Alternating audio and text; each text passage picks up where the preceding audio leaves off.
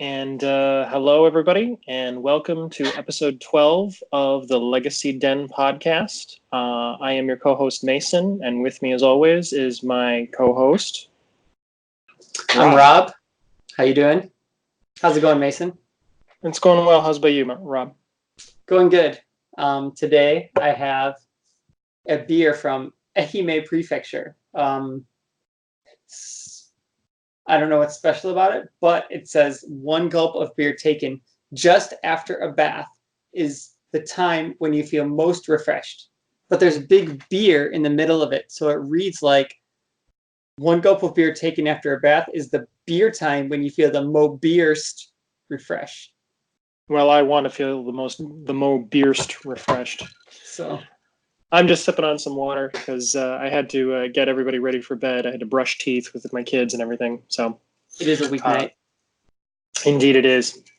All right. So we've had quite a long hiatus. We've been off doing things during the summer. I took my trip to the United States. Rob, what have you been up to lately? Just playing some Magic. Thanks to the new bannings and unbannings, things are shaking up. But first, tell me about your trip. All right. Well, I did the Tin Fin Invitational in Denver. I believe I want to say it was July 20th, 21st, something like that. It was during the exact same time that the Denver GP was on. Basically, I didn't even bother going to the GP, which I heard that LSV took down, so good for him. Yeah, escape shift. Yeah. And basically, I was meeting with all of the people with the Tin Fins Discord, and it was a great little local tourney. We were at Brews Beers in just outside of downtown Denver, and basically it was great because we were playing Magic, and you could just order pints of beer and food, and just sit and eat and drink while you were playing Magic. And honestly, that was a brand new experience for me because I've never really played Magic at a bar before. Yes, you have. Well, we went okay. To the hearth. To the hearth. Oh, yeah. Well, okay, but that was sort of like a casual thing. That was just us playing, as opposed to like an playing actual in a tournament. Yeah, that's a brand new experience for me. I've never had a chance to do that. And I believe with most Japanese tournaments, they kind of frown on that sort of thing simply because they want to make it so that anybody of all ages can enjoy a tournament. So but they don't really put that sort of stuff. Shout outs to Flat in Nakatsu, Osaka, because it's a small store on the 6th floor of some shady looking building, but the owner has a refrigerator and he sells beers for $3 for a can. So you can play in the tournament, just drink a beer, you get a buy. Well, it's beer time, and then you just take a drink, and everyone's there just to casually have fun. It's where I go for F&M vintage. I need to go there the next time you're going to go. Yeah, come on over. All right. So getting back to the tournament, I basically played Blue-Red Delver because I was able to get a hold of some Dreadhorde Arcanists and some sideboard cards that I was missing for the deck. And I was able to go 3-3 at the tournament. I lost to Stoneblade. I lost to Dark Depths Combo, which, of course, I ended up having to face. Matchup. Yeah. And what else did I lose to? I lost to, I think it was maybe a Grixis Control list, but I don't remember. But this was, of course, before all of the, shakeups and whatnot of Modern Horizons really, took root. Mm-hmm. I won against Tin Fin's deck. I won against Elves. And I won against the Mirror, I believe. There was another Blue-Red Delver player that I basically was able to get my Dreadhorde Arcanist down before him. So, but anyway, it was a really great time. It was a very long tournament. The top 8 people split the prize pool and basically played it out for the boot, because there was a glass boot that was going to the winner. With Tin Fin Invitational 2019 etched on the side of it. And basically fun times all around. I got to meet a whole Yeah, I got to meet a whole bunch of people that I'd only really spoken to online, and I'm gonna go with my current assumption that like most Magic players are actually just chill, nice Normal people to people, really right? meet. Yeah, like there's all sorts of people that I've like sort of just chatted with just slightly every once in a while and stuff like that, but I really got to meet them and get to know them. We had a barbecue right before the tournament, and I came over with a bottle of Japanese whiskey, and we all hung out and ate, and we all just discussed different things, and just a nice group of guys. I had a wonderful time. Excellent. The rest of my trip did not really involve much in the way of Magic, other than going to a couple of card shops and moving some Japanese cards and getting some money. I was able to pick up a whole bunch of Modern Horizons cards that were still fairly inexpensive Yep. at the time, and If, all of those cards have been sorry, moving up. for viewers that watched our last podcast, I spent the whole time saying how I think Modern Horizons is extremely underpriced. And then Ren and 6 shoots up. And now we have the Ice Fang that's shooting up. I bought, I have 12 copies of it because I'm like, for $3 and $4 a card, it seems really good. Now it's closer to 10. Yeah. I think the Horizon Lands are also way too cheap now. Just saying. Urza, I think, is going to get more expensive. If you can still pick him up for 35 or so, that's probably a good price. He's a 4 of in any deck he's in. Sure. Sorry. Okay. Have they? Well, because I'm curious. Like, have they really found a great shelf for Urza yet? Or Yeah, in Modern, he's part of a deck. Modern. Yeah. Oh, he's really? 4 of in a deck called Wurza with World of Invention and Urza, and you get used after Foundry combos, and you just get a bunch of mana. You beat face with Urza. You beat face with the token. You use Urza to find everything you need. All the great stuff. So he's breaking out in Modern. Okay, that makes a little bit more sense. I was not aware of him and really fighting before the ban, he was big in Vintage too. Oh yeah. Yeah. I see. Well, that sort of brings us around to our next topic, which of course is the huge shakeup of every format except for Legacy. Correct. Which is the most recent ban and restricted. So there was, of course, a banning in Modern before. We covered it a little bit, talking about the Bridge from Below banning, which you actually called. You said that seemed like the card to go. And to be quite honest, like there was nothing good that was ever going to come with that card. Something that in your graveyard just spits out 2/2 tokens. Just, yeah. No way. It's a card that it's either completely useless or it's broken. Yeah. It's never like mediocre. It's never so-so. Oh, that's cute. It's always either insanely good or it's just your deck doesn't want it. Hey, with black casting it, you can get a Monastery Mentor token. That's true. That's kind of good, right? That's true. Esper Mentor wants it for the token. Oh, it totally does. But you probably have an encyclopedic knowledge of the banned and restricted list, the most recent shakeup. So why don't you hit me with what's been moving? Easy one is standard. Rampaging Ferocidon, the dinosaur, where players can't gain life. It has Menace. And then whenever a creature comes into play, their creature's controller takes 1 life. It's not that they wanted to unban it. It's just that Scapeshift is too good, and they wanted to keep Scapeshift down. They wanted to say, okay, well, if Scapeshift is going to be a deck, then we're just going to have this card in that all the other decks can run just to screw it over. You make a whole bunch of 2/2 zombies, you're going to take 1 damage every time. So it's not like we're banning Scapeshift, but we're kind of just helping out non-Scapeshift. But the thing is, I don't like that card. I don't like players can't gain life. I don't like red deck win stuff. I don't like anything that helps red. So I might just run dinosaurs and just use it. Use it or lose it, right? But Modern, people knew that this was going to happen. Hogak got banned because 8/8 on turn 2, even turn 3, is broken. And the fact that it can be in your graveyard, you can mill it and then tap 2 guys and just remove all the other cards in your graveyard and cast it. It was just way too good. People knew that it was too good. It was kind of a joke that it was like, why does it also have trample and it's an 8/8? If it was a 4/4 that was like the same exact stats as a 4/4, people might actually still play it just because, wow, 4/4 is pretty big. But Hollow One's a 4/4, Vengevine's a 4/4. It's a bunch of 4/4s, but 8/8 trample is just absolutely ridiculous. People really can get I banned. honestly don't know if it would see play as a 4/4. Like a 4/4 trampler, like Maybe, maybe a yeah. 5/5. Like a 5/5 would definitely like be worth consideration. But like 8/8, did they really have to make it an 8/8? Did they think it was going to be that hard to cast it? And the one that surprised everyone for banning wise was Faithless Looting is banned. Yep. People were thinking, well, Faithless Looting is kind of like a staple of Modern, like Brainstorm, Legacy, Faithless Looting, Modern. Modern's more of a graveyard format. But pretty much for the past 2 years, as it was written on their site, any good deck that came in Modern had 4 copies of Faithless Looting. The Phoenix decks, Hollow One, Dredge, Hogak. These are all decks with 4 Faithless Lootings.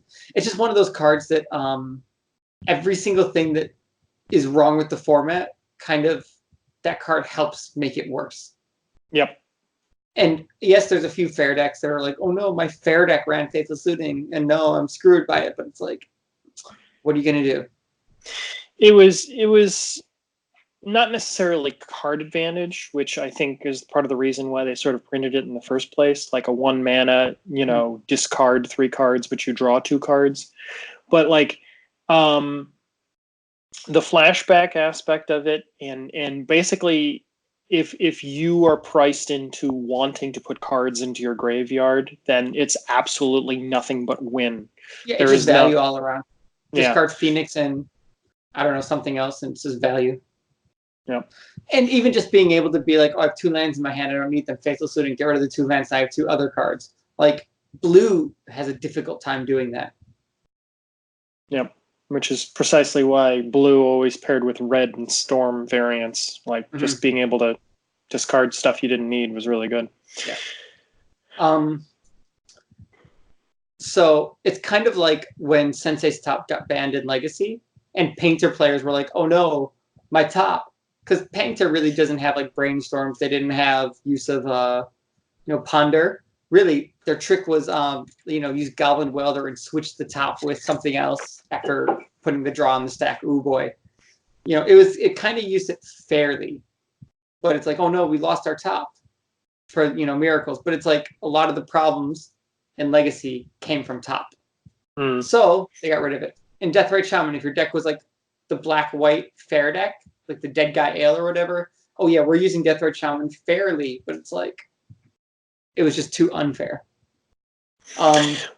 Yeah, that's sort of the general problem with any banning. Like there's all sorts of decks that will use a card not in a broken manner that get burned as well whenever you have to take a piece out of the best deck. But yeah, the assumption, of course, is always that once you've dismantled the best deck, the format is healthier as a general.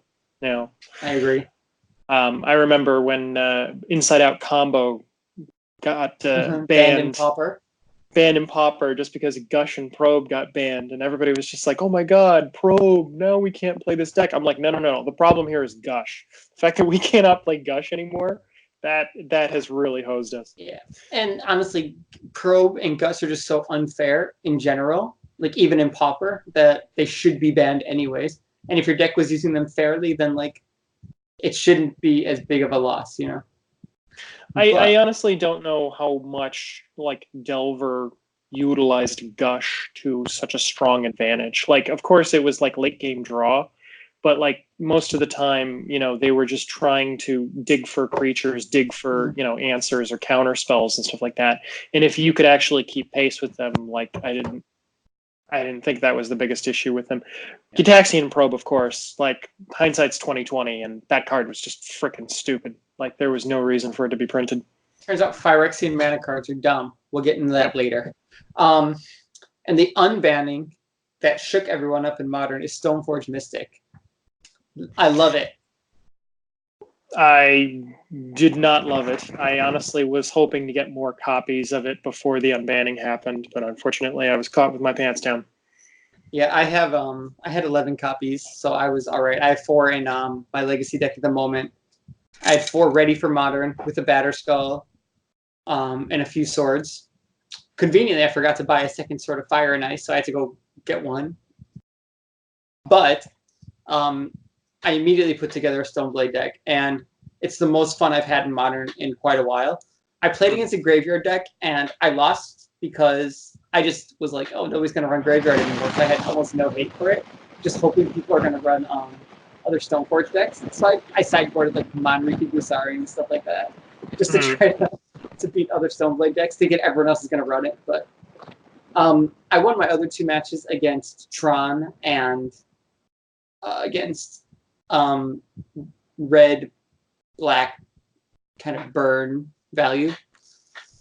So it was great. Batterskull was great. Sword of Fire and Ice was great.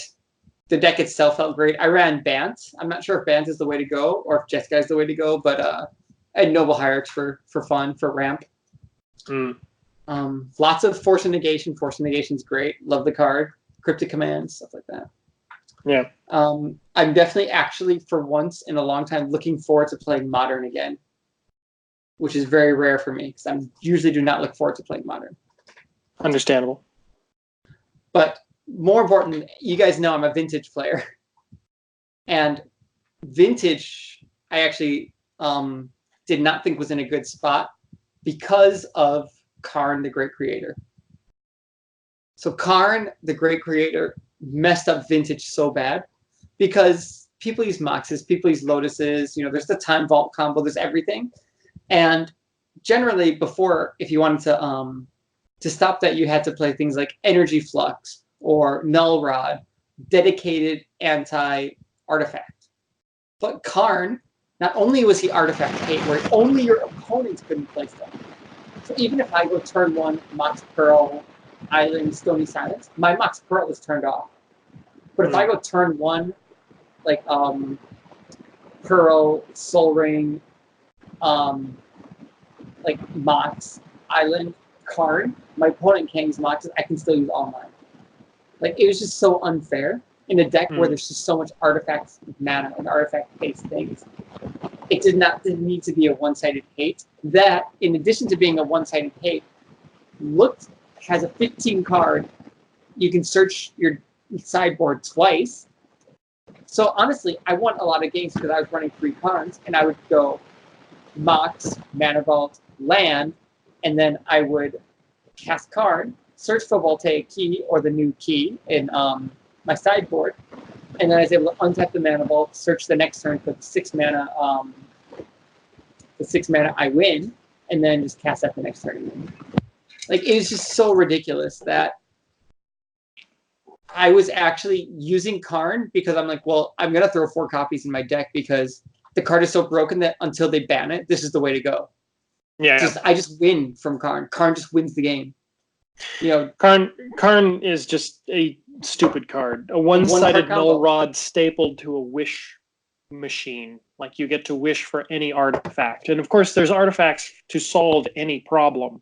Yeah. It's just a matter of especially an artifact to literally win the game that he can search for. It's just so dumb that I'm so glad they restricted it. Because now, if you're running a bunch of sideboard cards, like if you're running the Latisse and a bunch of sideboard because of your 1 copy of Karn, then I actually will respect you because you are risking a lot on hoping to find 1 copy of Karn. So that's fantastic. So now I think just Vintage is in just a better place because I don't have to worry about Karn now. And if they have the 1 copy, yeah, it's good. But it's no longer like, oh, they're building everything around Karn. Yeah, I had heard that this Karn basically created a new version of shops, whereas before there was the classic Ravager shops, which was a aggro deck meant to just drop an Arcbound Ravager and basically attack and swing for the win after locking your opponent out. Yeah. Karn itself was just basically a win con and was just basically it totally altered what shops was. People are just running 4 copies of Grim Monolith just to be able to power out Karn quickly. It's like you run every single piece of artifact man you can, like 4 Voltaic Keys, and Grim Monolith and everything, just to be able to just get a bunch of mana really quickly.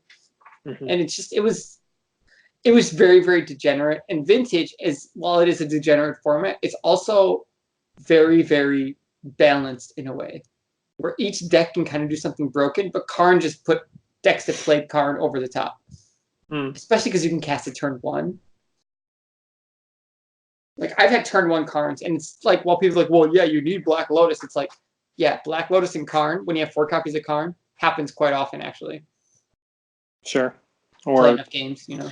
Sol Ring into Grim Monolith into Karn. Into anything. Like, Sol Ring into Mana Vault into Karn happened quite a couple times to me, too. Mana Vault got me so many turn 1 Karns. Yeah. You know, it's quite ridiculous. So I'm glad it's gone. I was really looking forward to that. I was like gonna take a break from Vintage actually until Karn was banned. So thankfully they banned it. The next banning everybody knew would happen also, Mystic Forge. Mystic Forge is just decks would literally play Mystic Forge and then they would just go through their whole deck, casting everything. Yeah. Because not only can you just play out all your artifact stuff for cheap that gives more artifact mana, it taps to exile the land. Which you could then vault or key. Yeah, which you can then, you know, take key to untap and do it again until you just get everything you need. It was just dumb. It turned into a single player game, and it just needed to go. People knew that it needed to go. I'm not surprised. Nobody's sad about it. The next one I'm also really happy about, Mental Misstep. So Mental Misstep is one of those cards that you either play 4 of or you play 0 copies of. You're one of those decks that you're like, all right, I'm just going to play Mental Misstep, stop my opponent from playing all those 1-cost spells. So, you know, if they try to recall, I'll definitely misstep it. You know, if they try to Pyroblast my Jace, I have the misstep. And it just turned into like, well, if they're going to have missteps, I got to have 4 missteps. And it's just, Phyrexian mana is so dumb. It was just degenerate, essentially. Now, with 1 copy, you can play the format knowing, okay, you know, they only have 1 copy, so I'm just going to toss out the Ancestral Recall because they probably don't have the 1 copy. And if they do, well, they have their 1 copy, right? And now blue decks don't have to devote 4 slots to a Mental Misstep, which in turn makes blue decks a little better against each other. And it means that you're not stuck with 4 missteps against shops. Game 1 against shops, how many times have I drawn 2 or 3 missteps and been like, oh, this is fun? As they're sitting there. Sol Ring. Sol Ring's a card. Oh yeah, that 1 Sol Ring. Well, you better believe that I missed that Sol Ring every time. No. Because the key there is to wait for them to drop Sol Ring. Then you misstep. Then you misstep your own misstep. Then you misstep your own that misstep one. and misstep your misstep. Just because there's nothing else to do. Then you got all the food you need for dig through time. Now you can treasure food for dig through time. But so I'm just really glad that it's restricted because it just means that I didn't have to go like, it's just really frustrating to be like, all right, I'm going to attempt to Pyroblast your thing. Oh, misstep. Okay, I'm going to try to preordain to look for a land. Misstep. I want to spell snare your guy. Misstep. Yeah, Source of Plowshares, your Dark Confidant. Misstep. It's like, that's one of the reasons why I love Lavinia, because she just stops free missteps. It's great. I remember for GP Kyoto, I had that count. It was like 6 people misstepped into a Lavinia and it got countered. Didn't you also get people's with force? Didn't you? 2 people Force of Will into Lavinia. They had 5 lands out. One guy was like, I was so excited I could actually cast Force of Will. I forgot about the second part where I had to pay mana and then he Force of Willed, pitching Jack Fate, and I'm just like, there's Lavinia that's countered, and he's just like, because it's a GP, so he can't really be like, oh, well then I'm not going to do it. I'd be like, judge. Yeah. Come over here and talk to this man right here because he needs to be straight now. He was pretty much like, that card's stupid. I'm like, you're playing Oath of Druid, shut up. Don't talk to me about stupid cards. Like you're playing I want to Oath of Druids and get Grizzlebrand and win this turn. Like, come on. Yeah. And also hurting Mental Misstep hurts Dredge. Because Dredge runs 4 Mental Missteps and 4 Force of Wills, some versions. And what they do is they can pitch Narcomoeba, so they can pitch Missteps for Wills, just to keep themselves from getting hurt. So if I try to recall myself, generally they Mental Misstep it. If I try to Graph Digger's Cage, Mental Misstep. I try to Surgical something, Mental Misstep. So people who had to run Tormod's Crypts or containment priests and stuff just because mental misstep stopped you from playing 1-mana cards. And that's just bad. It's bad magic. They're not playing blue. They're not even paying mana for anything. It just doesn't make sense. Yep. So I'm really glad it's gone. It hurts Dredge too. Dredge is just not fun to play against. And people are like, oh my god, is Dredge percentage points going to go down? Oh no, what are we going to do? Especially because Golgari Grave Troll just got restricted also. But their percentage points go down, but Dredge almost always wins game 1.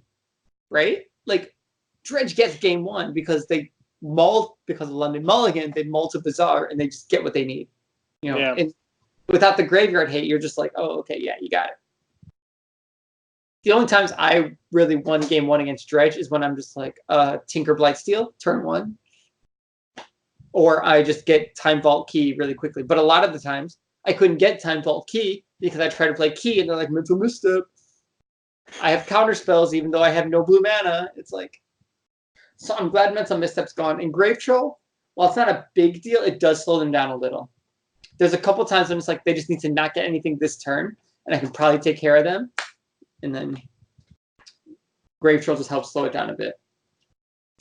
So Vintage is ridiculously fun. I'm running Jeskai now, a couple copies of Lavinia, Dreadhorde, Snapcasters, a bunch of Planeswalkers, Jace, Deck Faden, Narset. It's been pretty fun. I would assume for Narset. I've heard that a lot of people have been complaining about Narset needing a restriction as well. People thought Narset was going to get restricted too. I was surprised she didn't actually, but I'm running 3 Narset because, again, bad in multiples. 3, remember, for people who play Magic, 4 means you want to see more than one of them in a game. You want multiples out.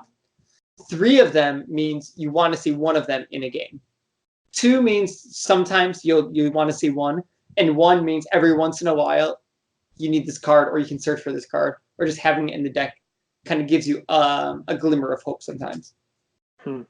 But or it means it's restricted because you're playing Vintage. So sure.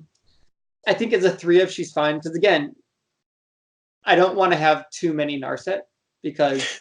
Well, I mean, even if you get an extra Narset, and you have one on the board, you can drop a second Narset and then just use the ability because she replaces herself. She does it twice if you can protect her. Very true.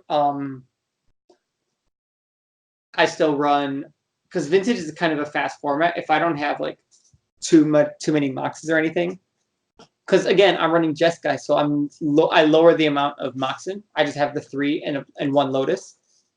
So turn 1 Narset, turn 2 Narset isn't super common. Like I can sometimes get it. So either way, I think 3 is the right number. I'm actually thinking of going from 3 Deck Faden to 2 Deck Faden and running 1 Baby Teferi, because it turns out that having your opponents can't play spells is really good. Your opponents can only play spells.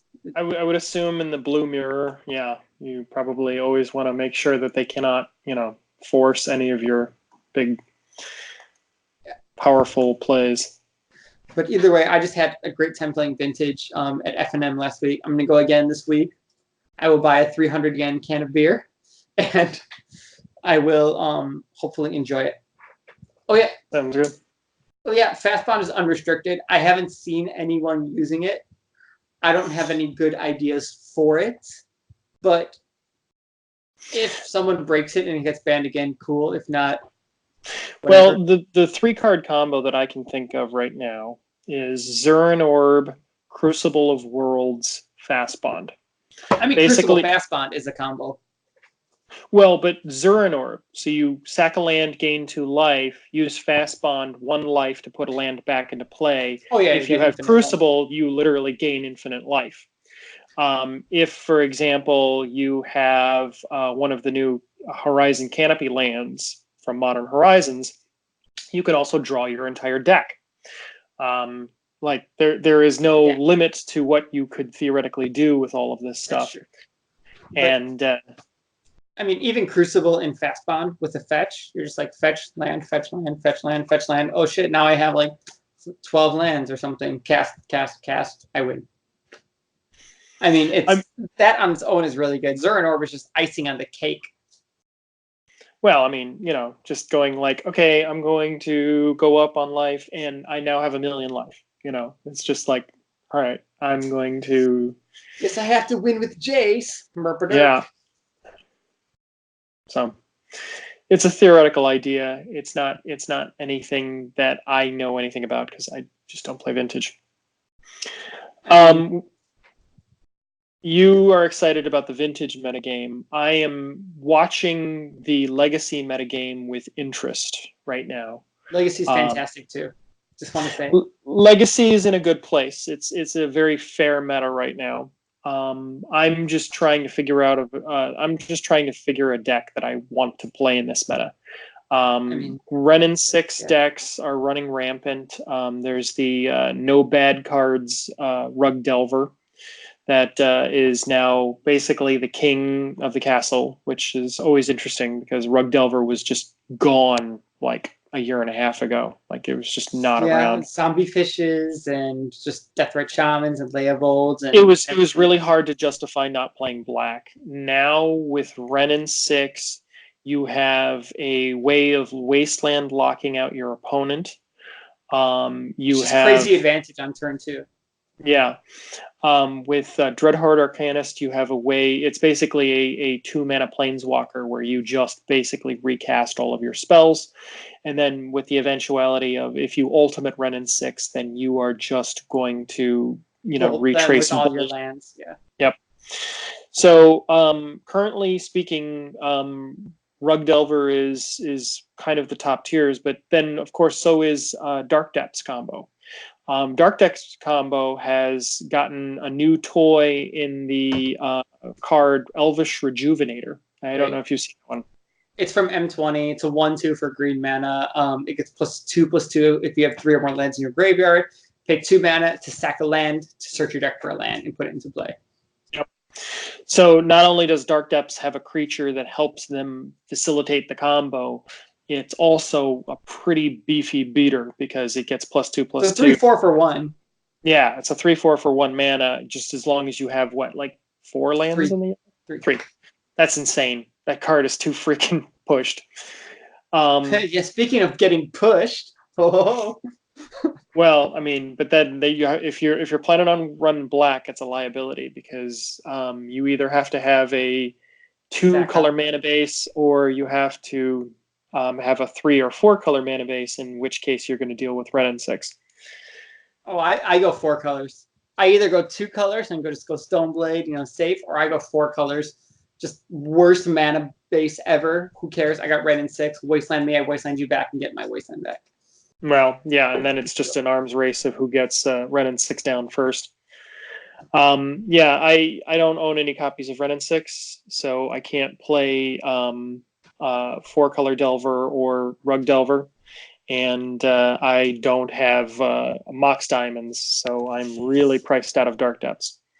I have Blue-Red Delver. 4 Renin 6.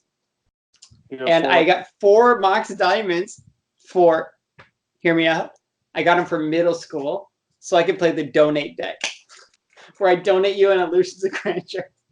That's why I bought 4 Mox Diamonds. And turns out they're also good in other formats.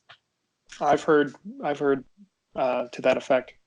Yeah, so I don't really have any of the top tier decks to play. Currently, I guess my main base deck is Stoneblade because I think that has the best outs for defeating Delver and Dark Depths. Swords to Plowshares is definitely a card. I went 4-0 at a Hardy tournament with Stoneblade. It's still good. Just blue and white is still really good.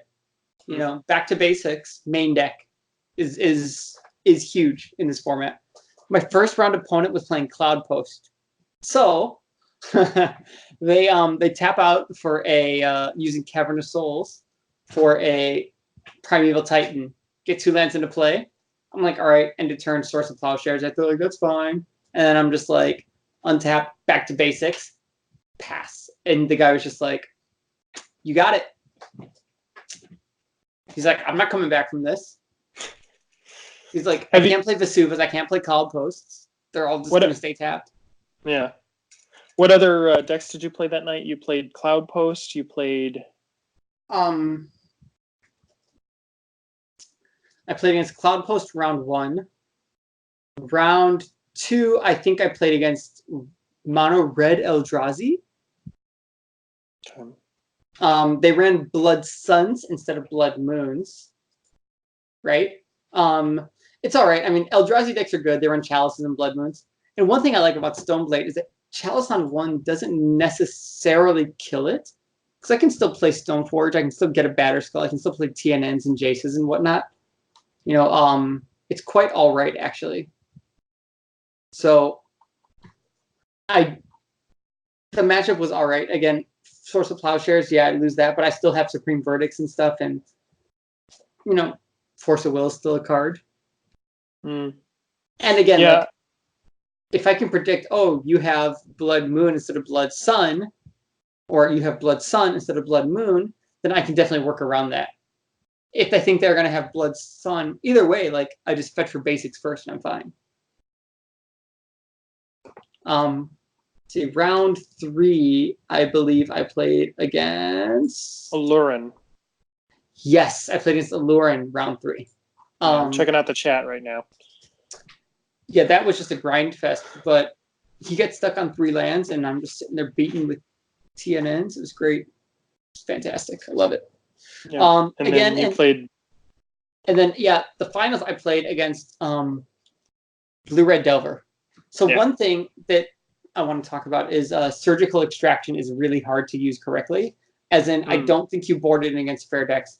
I think a lot of people tend to overthink the importance of surgical extraction. So, game 3, I'm playing against my my Rug Delver opponent. No, sorry, Blue-Red Delver opponent. So turn 1, I go Plains, pass. They go turn 1, Delver. I go end of turn, Swords your Delver. He says Daze, brings it back to his hand. I said fine. Untap, Plain Island, Stoneforge Mystic. He doesn't have a counter. Find a Batterskull, pass.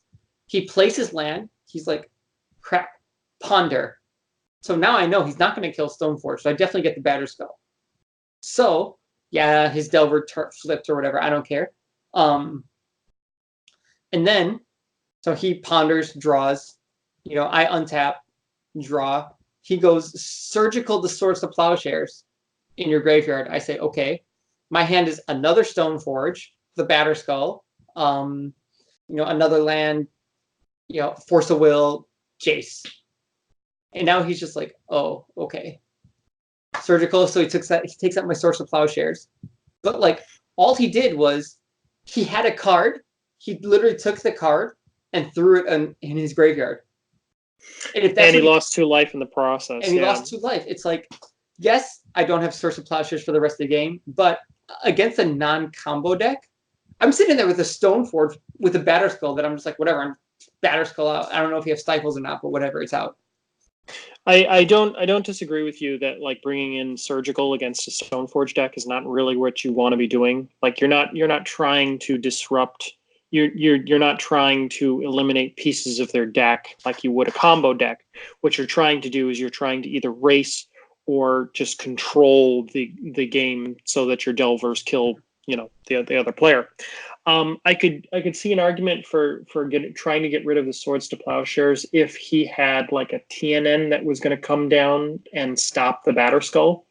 Like if he could block your Batterskull all day long and then just slowly hit you for 3 with Delver in the air, then I could see, you know, getting rid of Swords to Plowshares being a fairly good. To be honest, though, the way I think about it, if he had surgical in his hand, and that surgical was a lightning bolt instead, and he just bolted my Stoneforge, I would have been in trouble.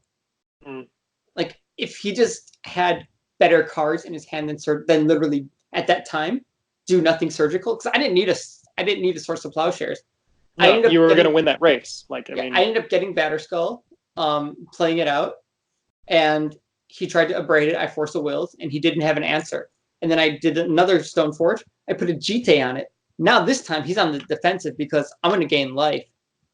My favorite is I attack with Batterskull with a Jite on it. He blocked with his Delver. he goes lightning bolt. I think he's gonna lightning bolt my batter skull just to be like, all right, well, I'll kill the token, whatever. He lightning bolts his own Delver so I don't get GT tokens. And at that point, I'm like, I won. Even if I don't win the match, I win in life because I made you bolt your own Delver. You only have like a few creatures in that deck, and you bolted your own creature. Like, I win, right? And yeah, I won. Spoiler alert, when he's bolting his own Delver, and I have a Batterskull and GT out, I win. Yeah. I attacked with it the next turn and won. Yeah. There was probably no real way out of it. Once the Stoneforge deck has a Batterskull in play, it's pretty much game over. I mean, unless you've got a braid right then and there. He had a braid, I had Force of Will, and I'm just like, I'm going to blow the Force of Will. I'm not going to let you kill my Batterskull. Yeah. And if I saw him ponder turn 2, when he's just like, oh, shoot, I got to ponder to find an answer, then I knew he didn't have the answer. You know, so... And had that Surgical been a better card that could destroy something, I think he could have won.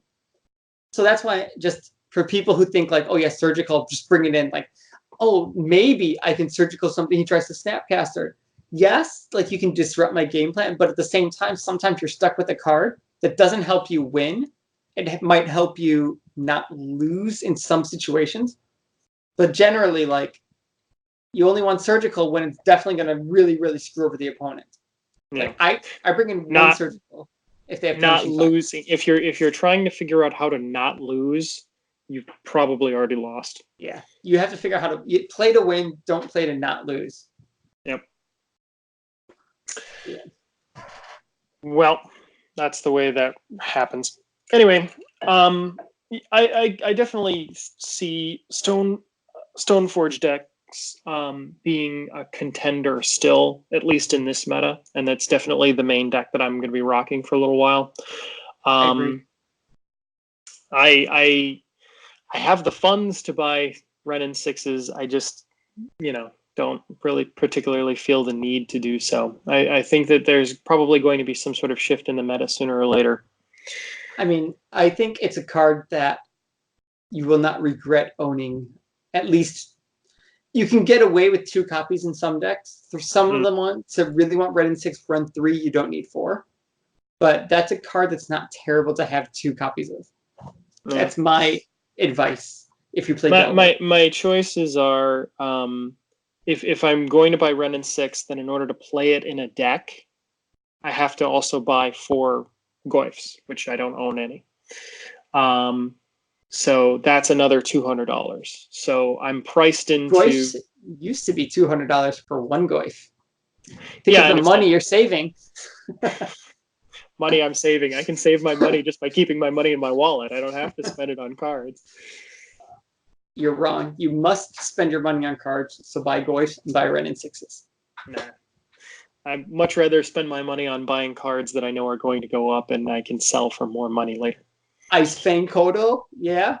Am I smart? Is Rob smart? I think so. I literally, the day before they spiked, I was like, I need to buy 8 more copies of this card because a lot of modern decks are running it. Some legacy decks are running it, and it's really good. It's not going to get reprinted anytime soon. It's a rare in a set where packs are $7 each. Let me ask you something. Do you see Ren and 6 breaking out in Modern at some point? I've seen some people in Modern Jund people use it. Well, but okay, but here's my question: like, what creatures is it hitting, and how important is it to get your fetch lands back from the grave? I mean, fetch lands back is always card advantage, which is never bad. Card advantage. Yeah, is but you can't utilize it into raw card advantage because generally speaking, you can't brainstorm them away. Yeah, but it's kind of all right. Kind of all right though, just because like sometimes in Jund you'll just run out of lands, and it's just like it just keeps letting you get more land, and again like you can also just play man lands and just keep they died whatever, bring them back. Well, I haven't seen too many copies of Ren and 6 running around in modern. And I think one thing about it is it was bad in Hogak meta because Hogak was just too good, and now everyone's running Stoneforge. So Ren and 6 doesn't kill Stoneforge Mystic. So if your opponent goes turn 2 Stoneforge Mystic and you go turn 2 Ren and 6, get back my fetch land. It's kind of like, sure, Batterskull. Yeah. That's why I'm just not feeling like the whole Ren and 6 is going to break out in modern too much. Like, there's not a whole lot of X1s that you can really ping. There's Snapcaster Mage, there's Bob, but like Snapcaster Mage is of course seeing play, but Snapcaster Mage is like, if you get to keep the creature, fine. If you don't, you don't care. You still got your value from it, right? Yeah, you still got your value. Bob, on the other hand, is probably seeing close to no play now because Phoenix. Justin John. Yeah. But I think that Ren and 6s are good to have, though. That's my advice. I think right now it's about $100. I would not be surprised if Ren and 6 was $150 in half a year. Yeah, probably. I'm just saying, I would not be surprised. Not necessarily doesn't mean it's going to be. Doesn't mean it's not going to be. Just if it does go up in price, I wouldn't be surprised because it's really good. Well, let's see what I'm doing. I'm currently staring right now at my Card Kingdom buy list cart, and those cards that I showed you that I picked up not too long ago are all in my possession, and I'm basically I have to confirm the sale to Card Kingdom. But for the past few days, the amount of money that they're offering on those cards just keeps going up. It's gone up by like $5 and $10. Before it was $5, now it's gone up $10. So now currently my card is $510 cash. But I could also get $665 store credit, which would definitely pay for 4 Goyfs and 3 Ren and 6s.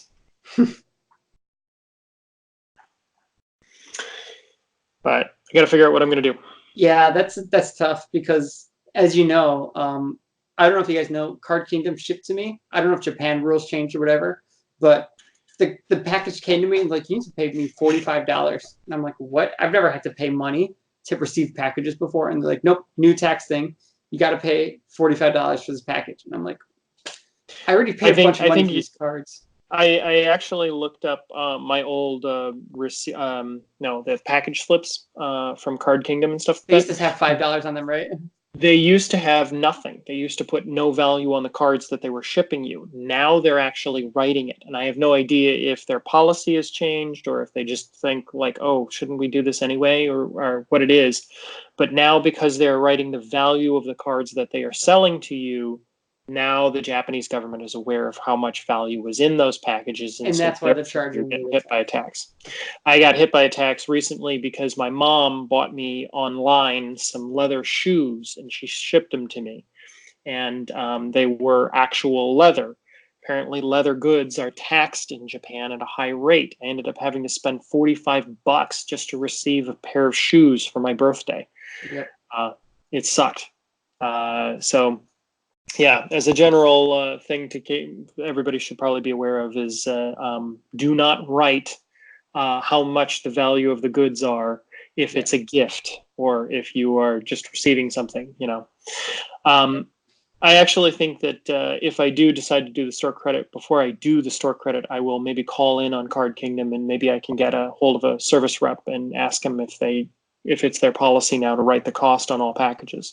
Yeah, because that's the case, then you have to take that into account too. And if the cost of Card Kingdom's cards plus the cost of the tax is worth less than the cost of just getting the cash, then just get the cash. Yeah.